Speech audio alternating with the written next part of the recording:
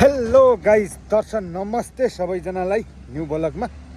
आज छु म बिहानै नुहाएर टोपी पनि ल्याएन, हातमा घडी सँगै समुद्र छेउतिर आएको छु फेरि पनि समुद्र छेउको नजारा देखाउनेवाला छु। कसरी के काम हुन्छ र कसरी समुद्रलाई रोकिन्छ भन्ने कुरा। मेरो पछाडि देख्दै हुनुहुन्छ समुद्र हो, त्यो पुरै समुद्र हो। सिमेन्टको पुरै बनाएको यो समुद्र रोक्नलाई छालले अगाडिको जमिन नकाटोस् भनेर यस्तो। र यतातिर घरलाई उ गर्दा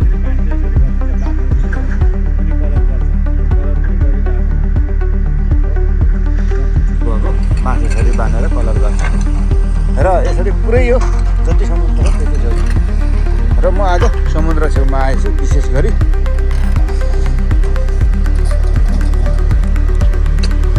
समुद्र छेउमा फेरि पनि बिहान वाकिङ गर्न आउनै पर्दो छ हो। त्यसैले मेरो काम हो यही। र यतापट्टि आज एउटा जेसिबी ल्याएको छ, एउटा केरेन, यो उठाउनलाई। यो मान्छेले अरू गाडीले उठाउन सक्दैन। र हिजो चाहिँ समुद्र माथि त्यहीँसम्म नै थियो राति। आज चाहिँ धेरै टाढासम्म भएछ, पारीसम्म पुगिसकेछ। समुद्रको छाल सुवा भइरहेछ, मान्छेहरू पनि हिँड्नेको ओहिरो हुन्छ। यतापट्टि परेवा कस्तो खतरनाक यतापट्टि पर्छ र यतापट्टि गड्डा बनाउँदैछ, खै के का लाग्यो थाहा भएन। र पुरै यस्तै हो, यस्तै सिमेन्टको यहाँदेखि पारीदेखि पुरै सिमेन्टले नै हो। र यतापट्टि बोट छ, बोटहरू छन्। त्यो बोटबाट पारीको गाउँ जानुपर्छ। यहाँ बिचमा पनि समुद्र छ, यतापट्टि पनि घर, उतापट्टि पनि घर हो। त्यो घर भएको कारणले त्यो अग्लो घरको यतापट्टि चाहिँ समुद्रको पानी छ पुरै। र यो समुद्र यसरी बोटबाट नजाने हो भने चाहिँ के हुँदो रहेछ भने, त्यो बोटबाट नजाने हो भने चाहिँ यो समुद्रलाई अर्को ठाउँबाट जाने हो भने यहाँबाट 2 मिनट 5 मिनट लाग्ने बाटो अर्को ठाउँबाट 5 घन्टा लाग्दो रहेछ आउन जान चाहिँ। यस्तो रहेछ। त्यो भएको कारणले यतापट्टि चाहिँ बोटहरू हुन्छ। बोटबाट पारी जाने 5-10 रुपियाँ 5 रुपियाँ जाने त्यस्तो। र यतापट्टि मैले धेरै अगाडि सानो क्लिपमा भिडियो हालेको थिएँ, म तपाईँहरूलाई जुम गरेर देखाउँछु।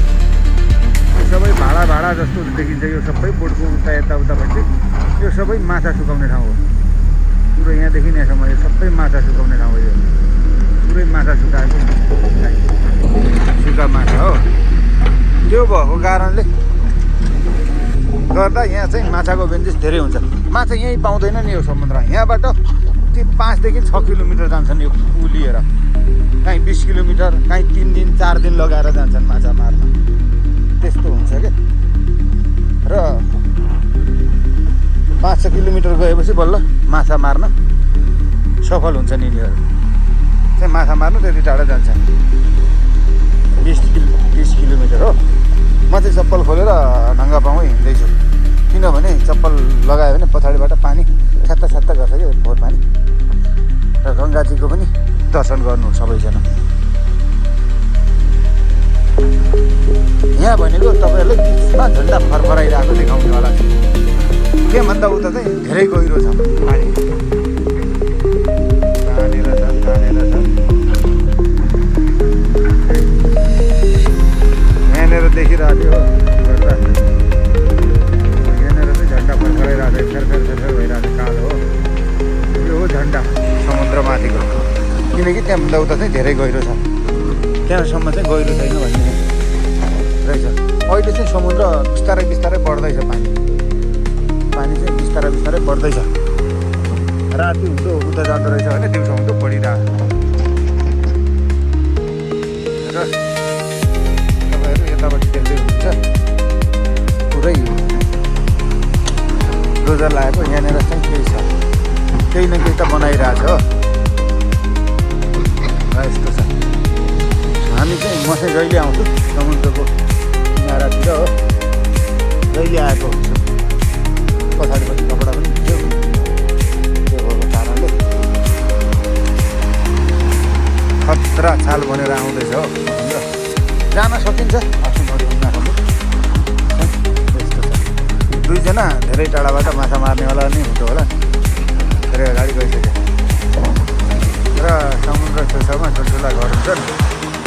यतापट्टि चाहिँ एउटा घर बन्दैछ त्यो केरेन लागेको छ टावर केरेन लागेको छ त्यहाँनिर एउटा घर बन्दैछ त्यो भएको कारणले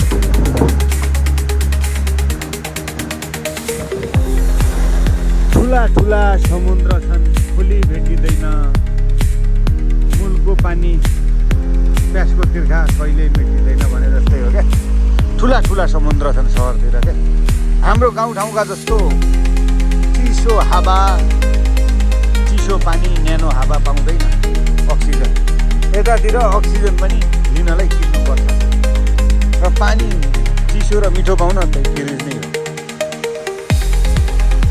यस्तै छ गाइस र धेरै बेर घुमियो अब चाहिँ म पनि